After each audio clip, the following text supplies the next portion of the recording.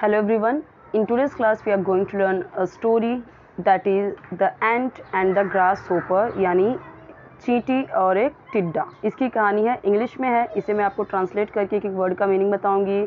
जो यहाँ पे ग्रामर के पार्ट्स हैं वो, और प्रॉपर प्रोनाउंसिएशन किस वर्ड को कैसे पढ़ना चाहिए, और रीडिंग तो आपकी अच्छी होगी ही क्योंकि मैं एक एक वर्ड आपको पढ़ के बताऊँगी, तो आपको भी उसी तरीके से रिपीट करना है।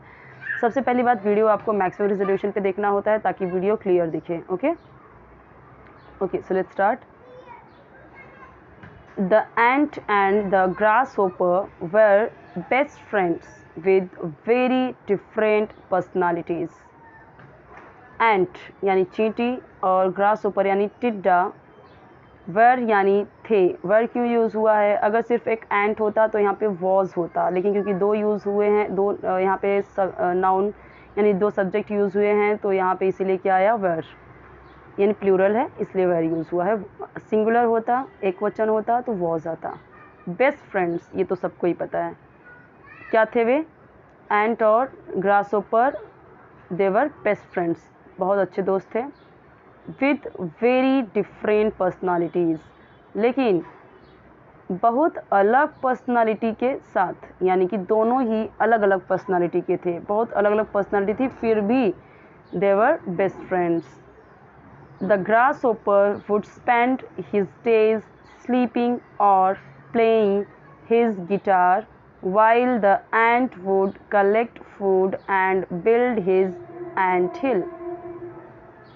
Grasshopper would spend यानी बिताता था, his days अपना दिन, sleeping यानी सोने में, और यानी या, playing his guitar, his यानी अपना यहाँ पे यूज़ हुआ है क्योंकि ये जो ग्रासहोपर है वो मेल है, तो ही अगर यहाँ पे है तो, और अपना के लिए यहाँ पे हिज यूज़ हुआ है। ठीक है, सो सोने में या गिटार प्ले करने में वो टाइम बिताता था। गिटार प्लेइंग, गिटार का मतलब होता है गिटार बजाना, प्लेइंग फ्लूट, फ्लूट बजाना यानी बांसुरी बजाना। तो वो ग्रासहोपर अपना दिन कैसे बिताता था? सोकर या गिटार प्ले करके वो अपना दिन बिताता था, पूरा दिन इसी तरीके से बिताता था। While the ant, जबकि ant would collect यानी इकट्ठा करती थी, जैसे हमने यहाँ पे देखा would spend यानी बिताता था, would collect यानी इकट्ठा करती थी, food भोजन, and build और बनाती थी, build his ant hill। ant hill क्या होता है? जो चींटियाँ ऐसे इसे बनाती जाती है, एक ऐसे बन जाता है ना पूरा, उसको बोलते हैं एंट हिल, यानी वो चींटियों का घर होता है, उसको बोलते हैं एंट हिल, जहाँ पे चींटियाँ रहती हैं पूरे भर भर के, उसको बोलते हैं एंट हिल। यानी एंट हिल को एंट हिल ही बोलिए, चींटी पहाड़ी बोलने से कुछ मतलब नहीं है। एंट हिल यानी उसका घर। ठीक है, एंट क्या करती थी? भोजन कलेक्ट करती थी और अपना एंट हिल बनाती थी। Every now and then, every now and then का मतलब होता है हमेशा।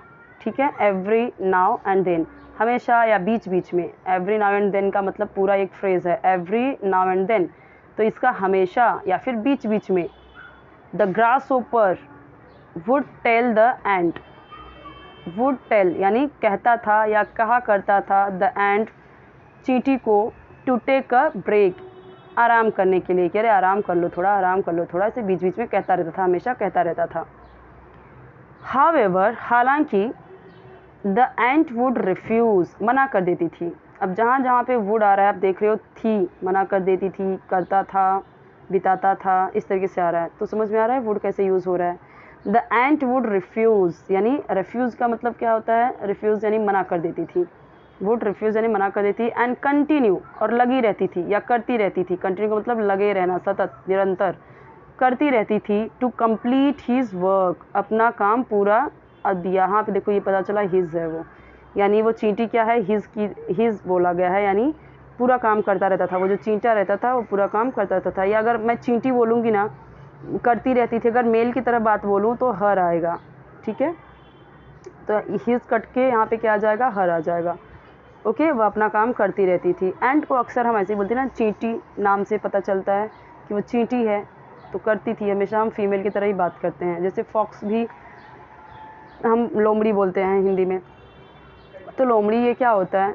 स्त्रीलिंग होता है, तो हम लोमड़ी कैसे बोलते हैं ना, लोमड़ी बहुत चालाक थी, ऐसे थी वैसे थी। लेकिन हमको कब पता चलता है कि वो मेल है कि फीमेल है? जब ऐसे प्रोनाउन यूज़ होता है। हिज किसके लिए यूज़ होता है? ही के लिए यूज़ होता है, यानी मेल के लिए। तो ये चींटा हमेशा अपने काम करता रहता था। Soon winter came making the days and nights cold. जल्द ही विंटर केम यानी सर्दी आ गई। विंटर केम या ठंड का मौसम आ गया। विंटर केम, अब केम क्या है? सेकेंड फॉर्म यूज़ हुआ है। अब यहाँ पे ये विंटर की जगह पे अगर मैं आई लिख दूँ तो आई केम, मैं आई या मैं आ गई, ठीक है। यानी सब्जेक्ट कोई भी हो पास्ट इंडेफिनिट टेंस में हमेशा सेकेंड फॉर्म लगता है। तो आप कोई भी सब्जेक्ट यहाँ पे लगा सकते हो। मेकिंग द डेज, बनाने के लिए, दिन और रात को ठंडा, यानी सर्दी आ गई और दिन और रात को ठंडा करने के लिए, ठंडा बनाने के लिए क्या आ गई? सर्दी आ गई। Winter came making the days and nights cold. दिन और रात को ठंडा करने के लिए क्या आ गया? Winter. One day the colony of ants were busy trying to dry some grains of corn. एक दिन द कॉलोनी ऑफ एंट्स यानी एंट्स की बस्ती, कॉलोनी बस्ती, वर बिजी थे, व्यस्त थे, ट्राइंग यानी लगी थी, कोशिश में थी, टू ड्राई सुखाने की, सम ग्रेन्स ऑफ कॉर्न कुछ अनाज, किसके? कॉर्न के, यानी कॉर्न यानी मकई, भुट्टे के कुछ अनाज सुखाने में लगी थी, वो बिजी थी। कैसे दिया हुआ है ये सेंटेंस? एक दिन द कॉलोनी ऑफ एंट्स बोला हुआ है तो यानी कई सारी। एंट्स वर बिजी थे वो लोग, बिजी ट्राइंग टू ड्राई कोशिश में, सुखाने की कोशिश में लगे थे, सम ग्रेन्स कुछ मकई के दाने। The grasshopper who was extremely weak and hungry came up to the ants and asked। Grasshopper जो कि था एक्सट्रीमली यानी बेहद, बहुत ज़्यादा, वीक कमज़ोर और भूखा था, केम अप आया, टू द एंट्स चींटियों के पास, ठीक है, टू द एंट्स यानी चींटियों के पास, एंड आस्क्ड और पूछा। अब आस्क्ड का मतलब होता है बोला, कहा, पूछा, लेकिन अब पूछा यहाँ पे इसलिए आएगा क्योंकि यहाँ पे क्वेश्चन पूछा जा रहा है। Can you please give me a piece of corn, क्या पूछा? Can you please give me a piece of corn. अब हम भी बोल सकते हैं ऐसे किसी से, can you please give me a piece of bread, corn की जगह पे। Can you give me some food, क्या आप मुझे कुछ खाना दे सकते हो? Can you give me some clothes, क्या आप मुझे कुछ कपड़े दे सकते हो? Can you give me some fruits, कुछ भी बोल सकते हैं ना, ऐसे मांग सकते हैं इंग्लिश में। तो ये सेंटेंस कितना इंपॉर्टेंट है, हर सेंटेंसेस इंपॉर्टेंट है, ध्यान से देखिए इसमें। ओके, पीस ऑफ कॉर्न यानी मकई का कुछ टुकड़ा, एक टुकड़ा। गिव मी यानी मुझे दे सकते हो, और कैन का मतलब सकना होता है, लेकिन पहले यूज़ हुआ है तो क्या के सेंस में यूज़ हो रहा है, आपको पता ही है। अगर पहले हेल्पिंग वर्ब से स्टार्ट हुआ तो वहाँ पे क्या का सेंस बनता है। द एंट रिप्लाइड, एंट ने रिप्लाई किया, उत्तर दिया, we worked hard for this corn all summer while you relaxed, why should we give it to you. Okay, क्या बोल रहे हैं वो लोग? वी वर्कड हार्ड, हमने हार्ड मेहनत की है, बहुत मेहनत किया है, हार्ड को वर्क किया है हमने इसके लिए, यानी बहुत हार्ड वर्क किया है। वी वर्कड हार्ड, हमने बहुत हार्ड वर्क किया है, बहुत मेहनत की है। फॉर दिस कॉर्न, इस कॉर्न के लिए, ऑल समर पूरी गर्मी, वाइल यू जबकि, यू रिलैक्स्ड तुम आराम कर रहे थे, तुम तो आराम से थे। Why should you we give it to you, why यानी क्यों, शुड का मतलब होता है चाहिए, we give it to you हम तुम्हें क्यों दें, या तुम्हें क्यों देना चाहिए, ठीक है, हम तुम्हें क्यों दें। The grasshopper was so busy singing and sleeping that he didn't have enough food to last winter.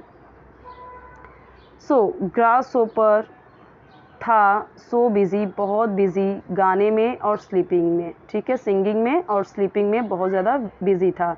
That इसीलिए, ही डिडंट, वह उसके पास नहीं था, ही डिडंट यानी उसके पास, ये डिडंट हो गया ना, नहीं के लिए, नहीं था, हैव इनफ फूड उसके पास पर्याप्त भोजन नहीं था, to last winter last winter में। The grasshopper realised his mistake, grasshopper को रियलाइज़ हुआ, एहसास हुआ अपनी मिस्टेक का, यानी उसे अपनी भूल का एहसास हुआ, उसे अपनी गलती का एहसास हुआ। Now what is the moral of the story? Make use of opportunity while you have it, make use of opportunity यानी अवसर का यूज़ करो, वाइल यू हैव इट जो आपके पास है, जो आपके पास है उस अपॉर्चुनिटी का, उस अवसर का यूज़ करें, प्रयोग करें, उपयोग करें। अब एक चीज़ ध्यान दीजिए, यहाँ पे जैसे रिलैक्स्ड यूज़ हुआ है, तो रिलैक्स होता है आराम करना, ईडी लग गया तो नहीं पास्ट इंडेफिनिट हो गया, रिलैक्स किया, आराम किया।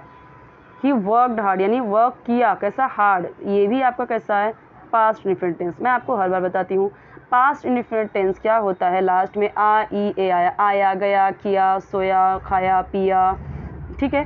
तो आए, आई, गई, तो ये जब इस तरह से आ ई ए आए वो पास्ट इंडेफिनिट टेंस होता है। जब हम हिंदी में बोलते हैं तो आ ई ए इस तरीके से आता है।